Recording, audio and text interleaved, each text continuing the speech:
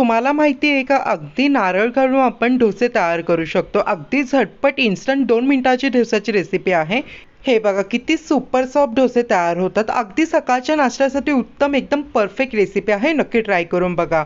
रवा नारळ डोसा तयार करण्यासाठी आपल्याला अर्धा कप म्हणजे 100 ग्रॅम इतकं नारळ आपल्या छानपैकी मिक्सर जारमध्ये बारीक वाटून साईडला ठेवायचं आहे. आता एका बाउलमध्ये छोटा किंवा बारीक कोणताही रवा घेऊन 2 कप ऍड करायचा आहे. 1 कप इतकी दही ऍड करायची आहे. वाटलेलं जे खोबरे ते ऍड करायचं आहे. 2 कप इतकं पाणी ऍड करायचं आहे. 1 चमच मीठ ऍड करून छानपैकी व्यवस्थित मिक्स करायचं आहे.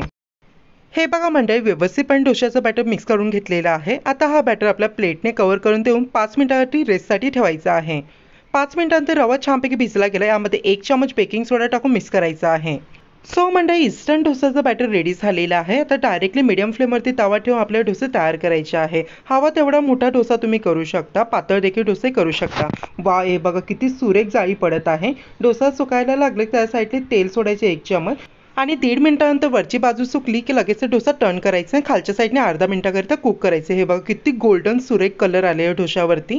हे बघा, सो अर्धा मिनिटानंतर डोसा टर्न केलेला आहे. 2 मिनिटात आपला इन्स्टंट डोसा रेडी झाले. नक्की ट्राय करून बघा, एकदम जबरदस्त बनतो.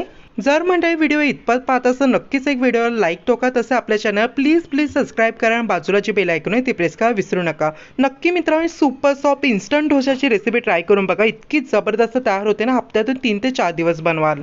चला मंडळी, पुन्हा भेटूया. हर हर महादेव.